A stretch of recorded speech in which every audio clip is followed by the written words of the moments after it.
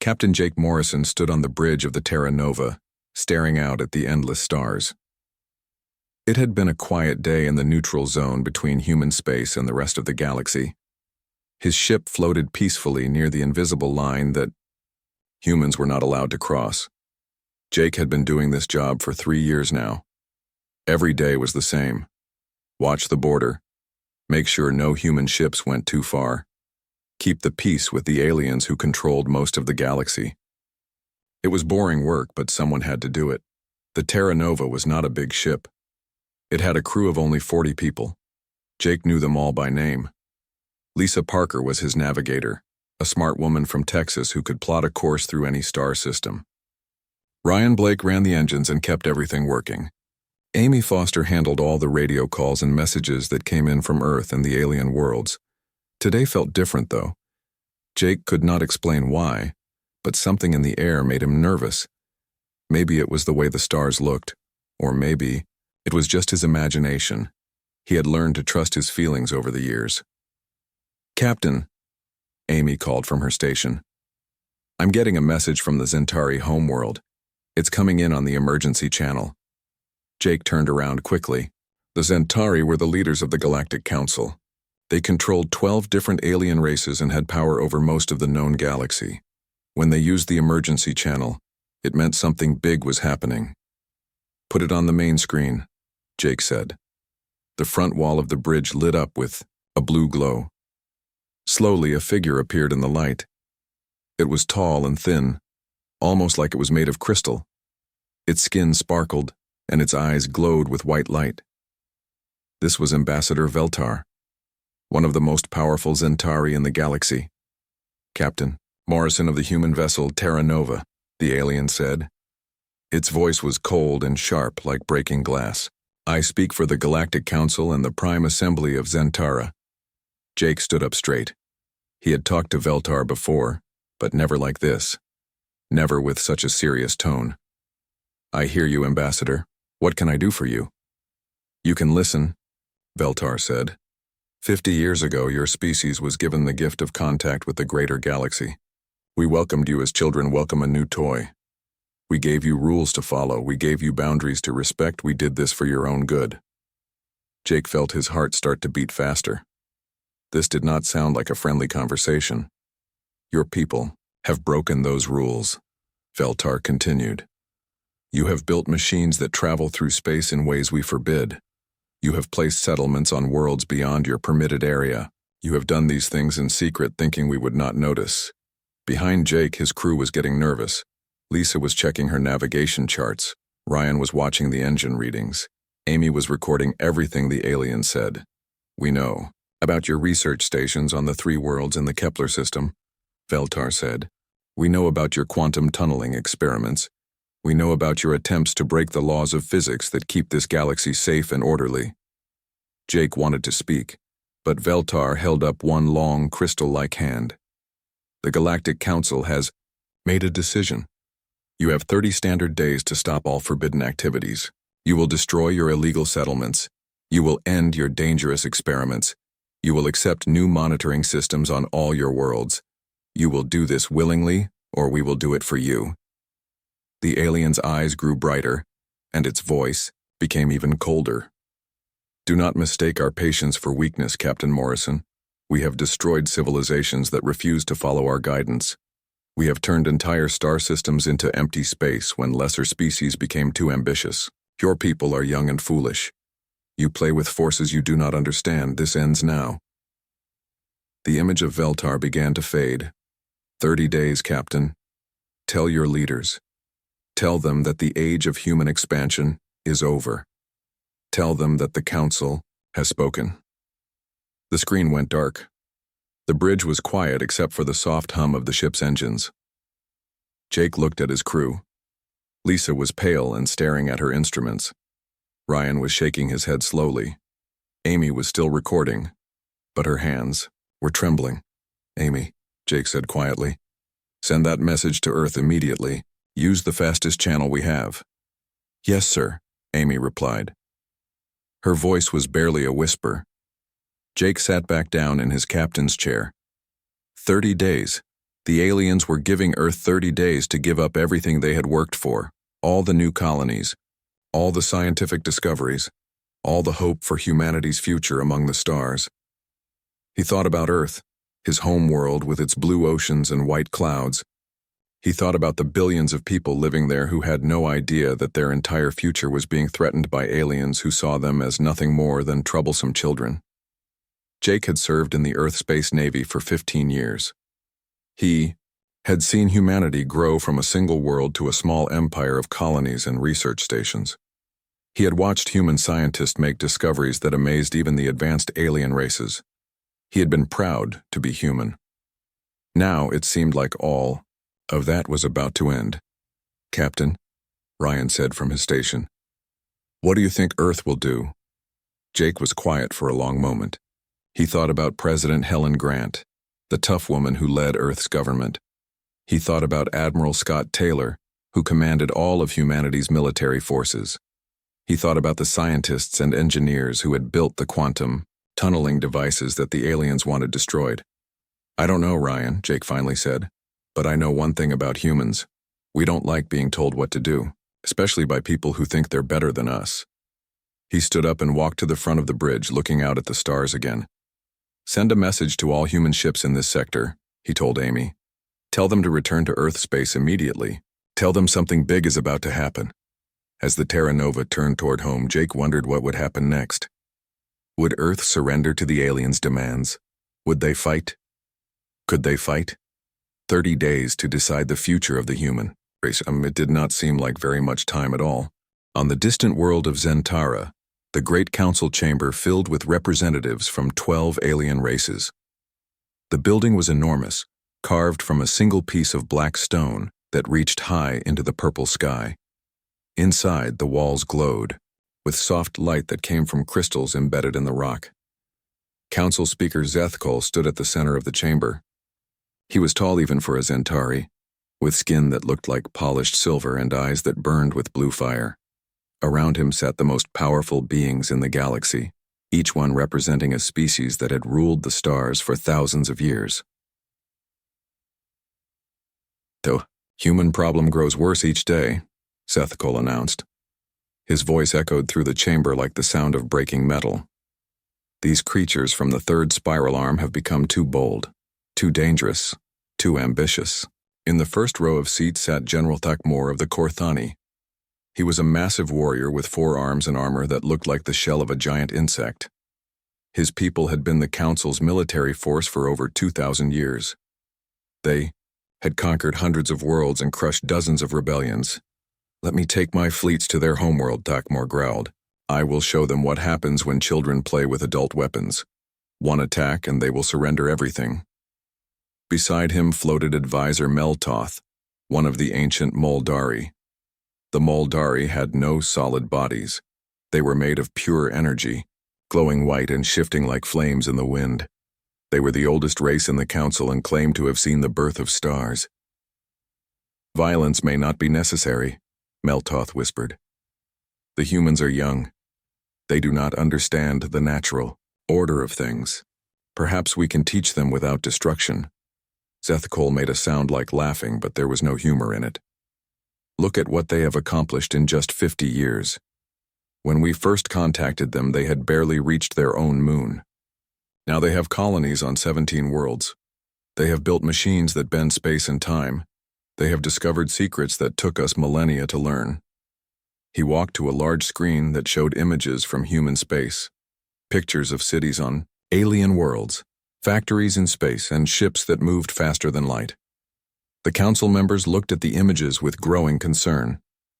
"They are not like the other young races we have guided," Zethkol continued. "The Vectar took 300 years to develop faster than light travel after we contacted them. The Zilnoth took 500 years to establish their first colony. The humans did both in less than 20 years." A new voice spoke from the back of the chamber. It belonged to Trade Master Yilko of the Yilnan, a peaceful species that controlled much of the galaxy's commerce. The Yilnan looked like tall, thin birds with colorful feathers and large, intelligent eyes. "Perhaps their rapid development is not a threat," Yilko suggested. My people have traded with the humans. They are honest in business. They create new things that benefit everyone. Why should we fear progress? Several council members made angry sounds. Zethkol's eyes grew brighter. Because progress without control leads to chaos, he replied. Every species must learn its place in the galactic order. The humans refuse to accept theirs. They think they can do whatever they want, go wherever they please, build whatever they dream. This cannot be allowed. General Thakmore stood up, his forearms crossed. The humans have already broken the restriction accords. They have built settlements in forbidden zones. They have developed technologies we specifically banned. They have ignored our warnings and continued their expansion. This is rebellion, and rebellion must be crushed. The council chamber filled, with voices as different species argued. Some wanted immediate military action.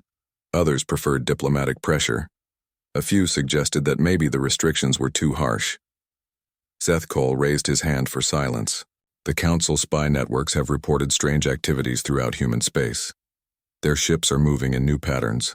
Construction has increased on all their worlds. Energy readings from their homeworld show massive industrial operations.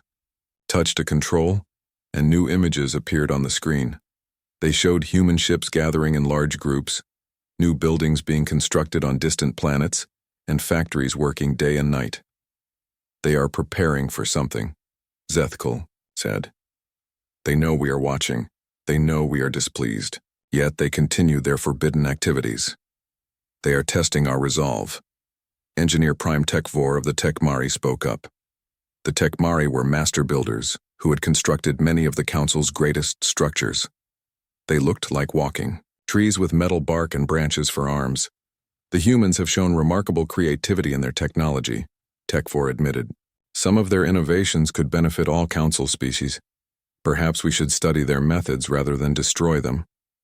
You sound like you admire these upstarts, General Thakmore snarled. They have broken our laws. They have ignored our authority. They deserve nothing but punishment. Zethkol nodded. The general is correct. We have been too patient with the humans. When we first discovered them, they were fighting primitive wars with crude weapons. We could have destroyed them then. Instead, we chose mercy. We gave them rules to follow and boundaries to respect. We treated them like children who needed guidance. He walked back to the center of the chamber. But children who do not learn must be disciplined. The humans have had 50 years to understand their place in the galaxy. They have chosen defiance instead of obedience. This cannot continue. The council members murmured agreement. Even the peaceful Yilnan and creative Tekmari seemed convinced that action was necessary. The human ambassador Veltar delivered our ultimatum, Zethkol announced. 30 days to comply with all our demands. 30 days to destroy their illegal colonies. 30 days to end their forbidden research. 30 days to accept proper supervision. General Thakmore smiled, showing rows of sharp teeth. And when they refuse, as we know they will, I will take my fleets to their worlds. The humans will learn that the galaxy has rules, and those rules must be obeyed. What the council did not know was that human intelligence agents had been listening to their conversations for years. Director Susan Brooks, head of Earth's spy network, had placed listening devices throughout the council's most secure facilities. Every word spoken in the chamber was being recorded and sent to Earth. The council believed they knew everything about human capabilities. They thought they understood human technology and human ambitions. They were wrong about both. As they planned their attack on humanity, they did not realize that the humans were planning something far more ambitious than simple resistance. The 30-day countdown had begun, and neither side fully understood what was about to happen. Deep beneath the Rocky Mountains, in a facility that did not exist on any official map, Dr. Alex Chen watched hundreds of scientists work around the clock. The Genesis Project had been humanity's greatest secret for 15 years. Now it was about to become their greatest weapon. The underground complex stretched for miles in every direction. Massive machines hummed with power that could light entire cities. Computer screens showed equations that would make alien scientists weep with envy. In the center of it all sat a device that looked like a giant metal ring, 30 feet across and covered in blinking lights. Alex had gray hair now and lines around her eyes from too many sleepless nights. She had dedicated her life to this project, and now the moment of truth had arrived. The device before her could change the laws of physics themselves, at least in small areas of space. "How long until we're ready?" asked Admiral Scott Taylor as he walked up behind her. Alex looked at her computer screen. Numbers and graphs filled the display, showing power levels and field stability readings. 6 hours until full activation, maybe less if we push the generators to maximum. Admiral Taylor was a big man with gray hair and scars on his hands from his years as a fighter pilot. He had been planning Earth's defense for 3 years, ever since intelligence reports first suggested the Council might take direct action against humanity. "And you're certain this will work?" he asked. Alex nodded. "We've tested it on small scales dozens of times. The quantum field generators can create bubbles of altered space-time. Inside those bubbles we can make energy weapons useless, make our ships invisible to sensors, or make solid objects pass through each other like ghosts." She pointed to the great ring in the center of the chamber. "This is the master unit. It can project fields large enough to cover entire fleets of ships. The smaller units we've installed on our warships can protect individual vessels or create offensive effects." Admiral Taylor smiled. It was not a pleasant smile. "The Council thinks they know what humans can do. They're about to learn they were wrong." In another part of the facility, President Helen Grant stood in a room full of screens and communication equipment. She was watching reports come in from every corner of human space. What she saw would have shocked the aliens who thought they were dealing with a primitive species. The Shadow Fleet was moving into position. 200 warships that the Council had never seen were leaving their hidden bases beyond Pluto. Each ship was equipped with technology that combined human innovation with salvaged alien equipment. They had been built in secret shipyards that used asteroids and dead moons for cover. Captain Ben Richards commanded the flagship Liberty from its bridge high above Earth's atmosphere. The Liberty was twice the size of any ship the Council had seen humans build. Its armor was made from metals that had been discovered on distant worlds. Its weapon systems could switch between different types of attacks in seconds. "Status report," Ben said to his crew. Lieutenant Lisa Brooks, his tactical officer, looked up from her instruments. "All ships report ready, sir. The Genesis field. Generators are online and functioning. Weapons are charged and waiting." Chief Engineer Danny Cole was monitoring the ship's power systems. "Engines running at peak efficiency, Captain. We have enough power to maintain Genesis fields for hours of combat." Dr. Patricia Stone, the ship's medical officer, was making final preparations in the sickbay. She knew there would be casualties in the battle to come, but she also knew that humanity was fighting for its very survival. On Earth's surface, in government buildings around the world, other preparations were taking place. Secretary of State Karen Walsh was sending coded messages to alien species that had secretly agreed to help humanity. The Yilnan traders, the Tekmari engineers, and even some Korthani warriors had grown tired of Council control. The messages were simple. When the fighting started, these allies would create problems for the Council in their own territories. Trade routes would be blocked. Military equipment would mysteriously break down. Some Council fleets would find themselves without fuel or spare parts. Director Susan Brooks sat in her intelligence headquarters watching data streams from across the galaxy. Her spy networks had been years in the making. Human agents had infiltrated Council communication systems, government offices, and even military installations. "The Council fleet is moving toward our territory," reported Agent Carl Davis from his hidden observation post. 257 ships in total. They expect to reach Earth in 18 hours. Susan smiled. The Council thought they were launching a surprise attack. They had no idea that humans knew exactly when and where they were coming. In space near Jupiter, Captain Jake Morrison was preparing the Terra Nova for its new mission. His diplomatic vessel had been secretly upgraded with Genesis technology and advanced weapons. Instead of keeping the peace, he would now be leading attacks on Council installations. "Lisa, plot a course for the Zentari moon base," he told his navigator. Ryan, charge the new weapon systems. Amy, send a message to the strike teams. Tell them Phase 1 begins in 12 hours.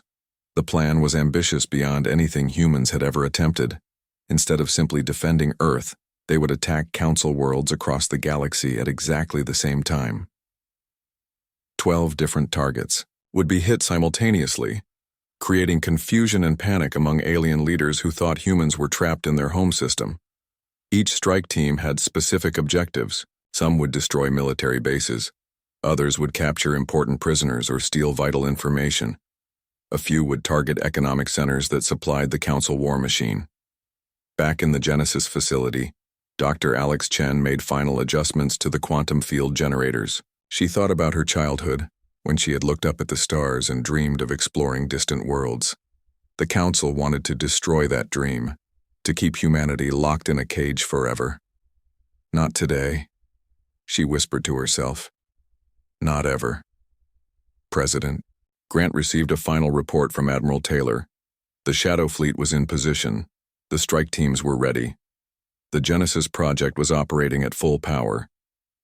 Every human colony had been evacuated or prepared for siege.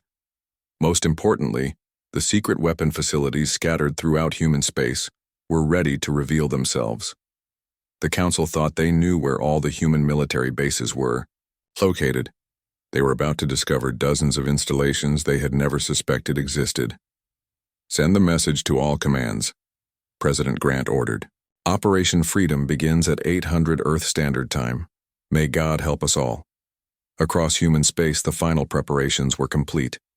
In hidden bases, secret facilities, and camouflaged shipyards, the true strength of humanity was about to be revealed. The Council had demanded surrender. Instead, they would face a coordinated assault that would shake the foundations of galactic civilization.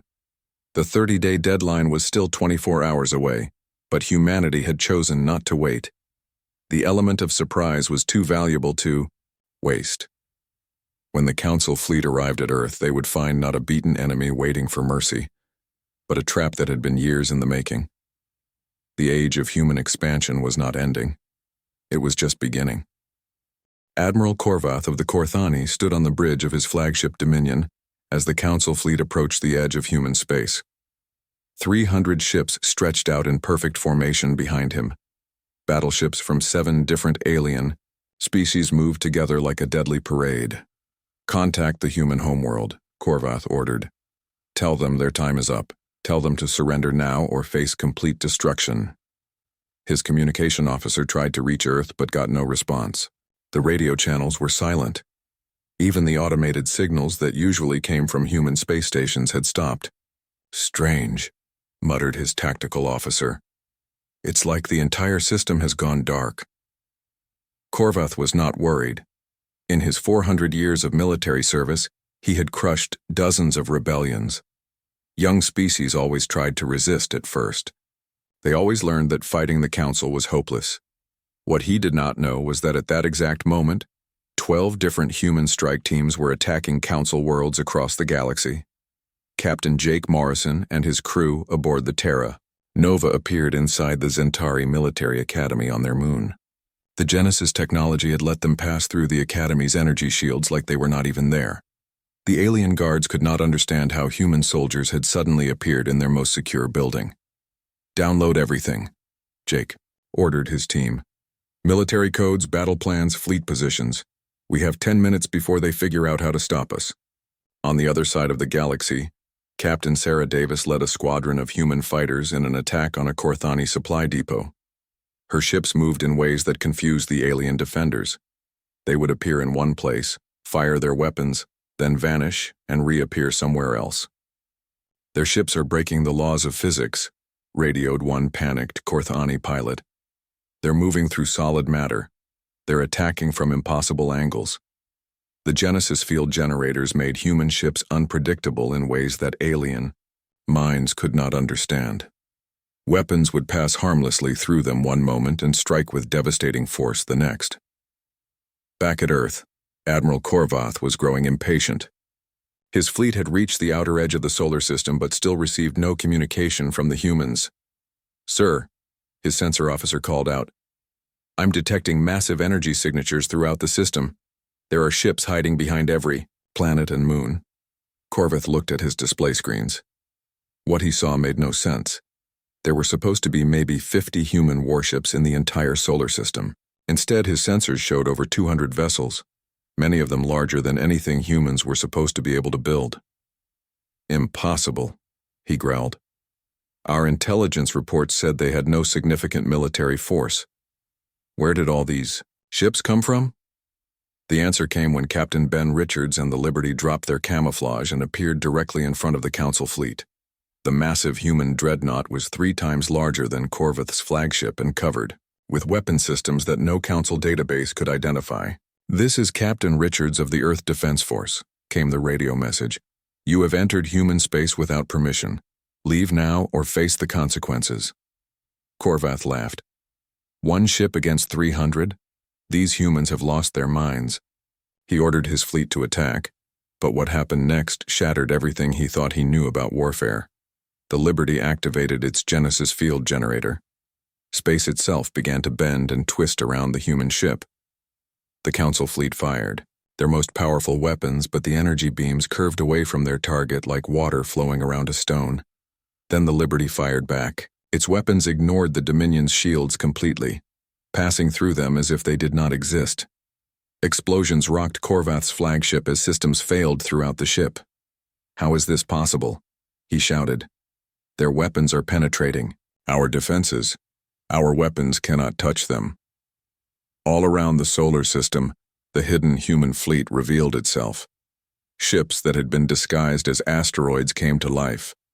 Weapon platforms that looked like space debris began firing. The Council fleet found itself surrounded by enemies they had never seen coming. Major Kevin Stone led a squadron of human fighters against a group of Zentari cruisers. His ships moved in 3 dimensions, attacking from above and below in ways that confused pilots trained for traditional space combat. "Remember your training," he radioed to his pilots. "They think in straight lines. We think in spirals. Use that advantage."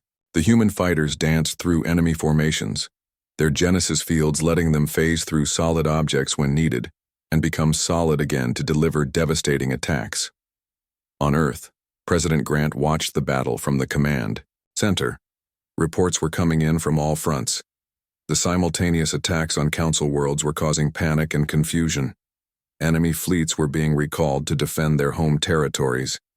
"The Yilnan have just blockaded the main Zentari trade," Roots reported Director Susan Brooks. "The Tekmari are sabotaging Council weapon factories. Even some Korthani units are refusing to fight." The secret negotiations had worked. Years of careful diplomacy had convinced several alien species that the Council's control was too restrictive. They wanted change, and humanity's rebellion gave them the excuse they needed to act. Back in space, Admiral Corveth was discovering that his perfect fleet was falling apart. Half his ships were damaged or destroyed. The others were scattered across the solar system, trying to fight an enemy that seemed to appear and disappear at will. "All units retreat to minimum safe distance," he ordered. "We need to regroup and figure out what we're dealing with." But the human fleet did not let them retreat easily. Captain Richards and the Liberty pursued the Council flagship, demonstrating the Genesis technology's most terrifying ability. The Liberty began to phase in and out of normal space, appearing inside the Dominion's shield perimeter and firing at point-blank range. "They're inside our shields," screamed the Dominion's tactical officer. "They're firing from inside our defense grid. This is impossible." Corvath's proud flagship was being torn apart by weapons that ignored every defensive system the Council had developed over thousands of years.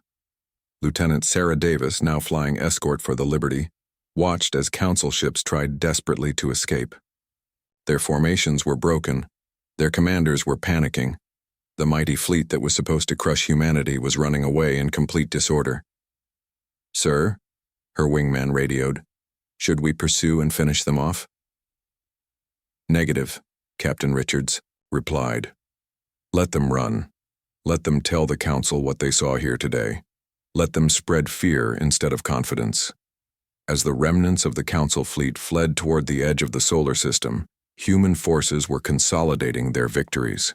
Across the galaxy, Strike teams were returning with crucial intelligence. Enemy installations were in ruins. The carefully maintained order of galactic civilization was crumbling. In the Genesis facility beneath the Rocky Mountains, Dr. Alex Chen watched power readings that showed her technology performing beyond all expectations. The quantum field generators had not just protected human ships, they had revolutionized the nature of space combat itself. Admiral Korvath sat in his damaged command chair as his broken fleet limped away from Earth.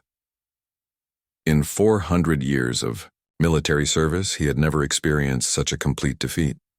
The humans had not just fought back, they had done something impossible. They had made the Council fleet look weak, confused, and helpless, and soon the entire galaxy would know about it. 3 months after the battle at Earth, Council Speaker Zethkol stood alone in the Great Chamber on Zentara. The seats around him were mostly empty. Half the Council species had stopped sending representatives. The other half spent their time arguing and blaming each other for the disaster. The defeat had shaken the galaxy in ways no one expected. News of humanity's victory spread faster than Council censors could stop it. Dozens of younger species that had been forced to follow Council rules were now asking dangerous questions about freedom and independence. "The humans have destroyed everything we built," Advisor Meltoth whispered as she floated beside him. The ancient Moldari's energy form flickered with worry. 1,000 years of careful order, gone in a single day. Zethkol's crystal skin had lost its shine. His eyes no longer burned with confident fire. How did we miss it? How did they hide so much from us? The answer came from reports that still arrived daily. Human spy networks had been watching the Council for decades. Every meeting, every plan, every weakness had been recorded and studied. While the Council thought they were dealing with primitive children, those children had been learning everything about their supposed masters. On Earth, President Helen Grant stood before the United Nations Assembly. Representatives from 47 different alien species filled seats that had once held only humans. The Great Hall buzzed with conversations in dozens of languages. "The age of imposed restrictions is over," President Grant announced. "But the age of cooperation is just beginning. We offer partnership to any species willing to work as equals rather than rulers or subjects." In the front row sat Ambassador Yilko of the Yilnun. His colorful feathers had grown brighter since his people broke away from Council control. Trade between humans and Yilnun had increased by 400% in just 3 months. "The humans keep their promises," he told other ambassadors. "They share technology freely. They treat us with respect. This is better than 1,000 years under Zentari rule." Beside him sat Engineer Prime Tekvor of the Tekmari. His tree-like appearance made him stand out among the crowd, but his metal bark gleamed with new modifications that human scientists had helped develop. "Our joint engineering projects advance faster than anything we achieved alone," Tekvor explained to curious reporters. "Human creativity combined with our experience creates wonders neither species could build separately." The new alliance was growing every day. The cooperative alliance now included 23 species, with more asking to join each week. Unlike the old Council, membership was voluntary and based on mutual benefit rather than fear.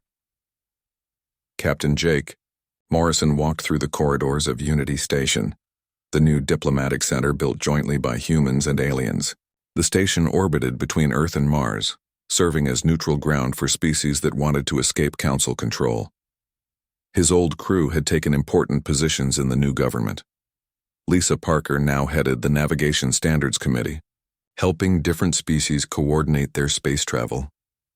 Ryan Blake managed technology-sharing programs that benefited everyone. Amy Foster supervised communication systems that let dozens of alien languages work together. "Captain Morrison," called a familiar voice behind him. Jake turned to see General Thakmore approaching. The massive Korthani warrior looked different now. His armor was polished but peaceful. His forearms carried data tablets instead of weapons. "General," Jake replied carefully. The Korthani had been humanity's enemies just months ago. "I wanted to thank you," Thakmore said, surprising Jake completely. "My people have been the Council's enforcers for 2,000 years. We forgot what it meant to choose our own battles. Your resistance reminded us. Many Korthani warriors had grown tired of fighting wars they did not believe in. When humanity showed that the Council could be defeated, entire Korthani fleets switched sides. They brought their military expertise to the Alliance in exchange for the right to choose their own destiny. On Zentara, the old Council still met, but with much less power. Only 4 species remained fully loyal. The Zentari controlled their own territory and little else. Their dream of galactic dominance had crumbled in the face of human determination. Admiral Korvath now worked as a military advisor for the Alliance. His experience with Council tactics helped prepare defenses against the species that still opposed human expansion. It was strange work for a former enemy, but he had learned to respect humanity's approach to warfare and diplomacy. Captain Ben. Richard stood on the bridge of the Liberty as it led the first mixed-species exploration fleet into unexplored regions of space. His crew included humans, Yilnan, Tekmari, and even reformed Korthani, working together toward common goals. New star system detected, reported his Yilnan navigator. Preliminary scans show 3 planets that might support life. Excellent, Richards replied. Signal the fleet. We'll investigate together. The exploration fleet represented everything the old Council had feared and tried to prevent. Different species working as equals, sharing discoveries, pushing into unknown territories without asking permission from ancient authorities. Dr. Alex Chen had become famous throughout the galaxy.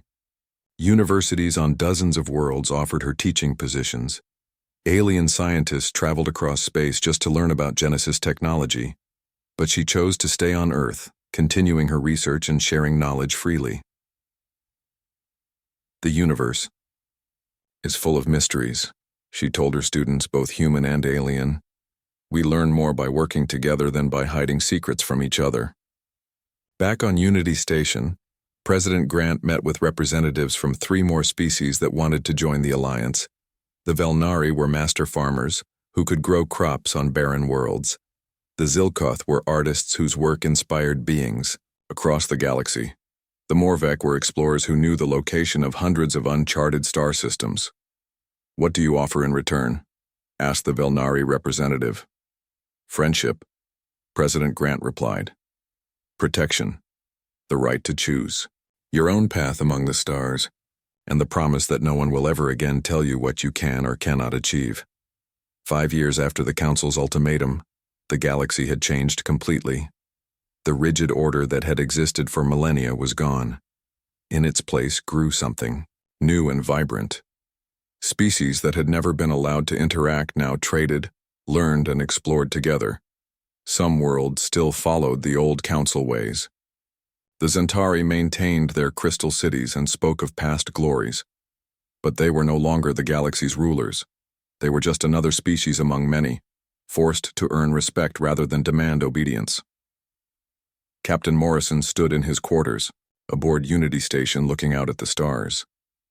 Ships from dozens of different worlds moved peacefully through space that had once been divided by artificial boundaries.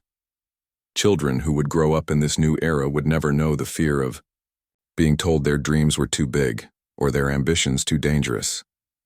The Council had claimed control over humanity's future. Earth's reply had not just shaken them. It had torn down their entire system and built something better in its place.